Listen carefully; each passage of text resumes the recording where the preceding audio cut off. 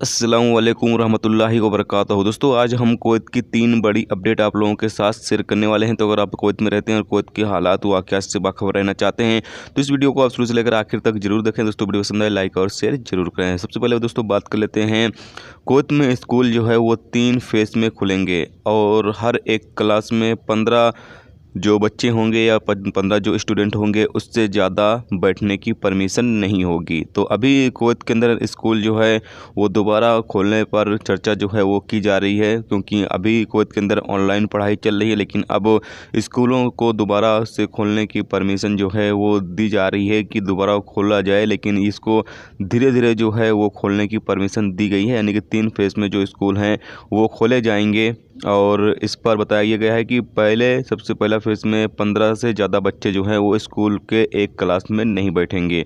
15 बच्चे एक क्लास में सिर्फ बैठ सकते हैं, इससे ज़्यादा बच्चे जो है वो नहीं बैठेंगे। तो ये एक अपडेट है, सोचा आप लोगों के साथ शेयर कर दिया है। लेकिन अभी डेट और तारीख नहीं बताई गई है कि किस तारीख से जो स्कूल है वो खोले जाएंगे। अभी जो है वो चर्चा चल रही है और बहुत ही जल्दी इस हवाले से भी फैसला जो है वो जारी हो जाएगा।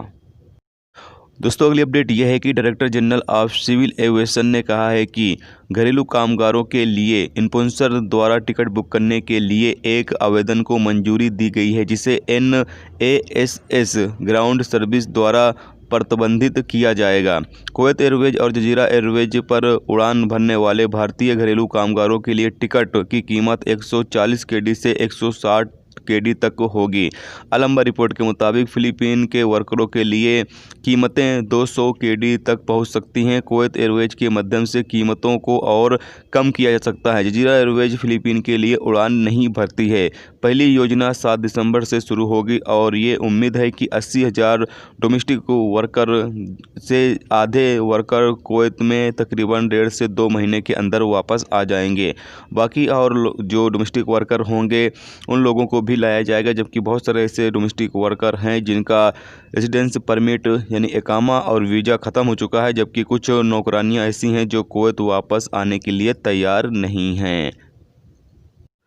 दोस्तों, अगली अपडेट ये है कि कुवैत म्यूनिसिपैलिटी के साथ मिनिस्ट्री ऑफ इंटीरियर ने फिलीपीन एम्बेसी के बाहर इलीगल तरीके से मार्केट चलाने वालों के खिलाफ शिकायतें मिलने के बाद एक कार्रवाई शुरू की गई और म्यूनिसिपैलिटी ने यहां पर छापा मारा, जबकि यहां पर जो मौजूद सामान बेचने वाले लोग थे वो फरार हो गए और सामान को जो है वो जब्त कर लिया गया है। और बहुत सारे सामान की जो एक्सपायरी डेट थी वो भी चेक की गई है कि एक्सपायरी डेट है या नहीं है, क्योंकि बहुत सारे लोग क्या करते हैं कि इस तरह के जगहों पर सामान जो डेट एक्सपायर हो जाता है उसको ही लाकर बेचा करते हैं और सस्ती कीमतों में बेचते हैं। इसीलिए ऐसे लोगों के खिलाफ जो है कार्रवाई है वो अक्सर की जाती है। दोस्तों, अगली अपडेट यह है कि कुवैत में काम कर रहे बिजली और पानी सप्लाई में 118 अजनबियों की जो सर्विसें हैं वो ख़त्म करने का ऐलान कर दिया गया है कुवैत सरकार की तरफ से। और बताया ये गया है कि इनकी जगहों पर जो कुवैती शहरी हैं वो अब काम करेंगे। यानी कि जो बिजली और पानी की जो सप्लाई में काम करने वाले अजनबी लोग हैं जो बड़े बड़े पोस्ट पर हैं, उनकी जो सर्विसें हैं वो अब ख़त्म कर दी जाएंगी। उनकी जगह पर कुवैतीजेशन किया जाएगा, यानी कुवैती शहरियों को ज़्यादा से ज़्यादा काम जो है वो दिया जाएगा और काम पर रखा जाएगा। तो ये थे दोस्तों कुवैत की कुछ इंपॉर्टेंट न्यूज़ जो आप लोगों के साथ शेयर की गई। तो उम्मीद करता हूँ ये वीडियो आपको पसंद आई होगी। पसंद आई लाइक और शेयर जरूर करें। चैनल पर नए हो चैनल को सब्सक्राइब कर लें, क्योंकि यहाँ पर आपको कुवैत के हवाले से जो भी ताज़ा तरीन अपडेट होगी वो आपको मिलती रहेगी।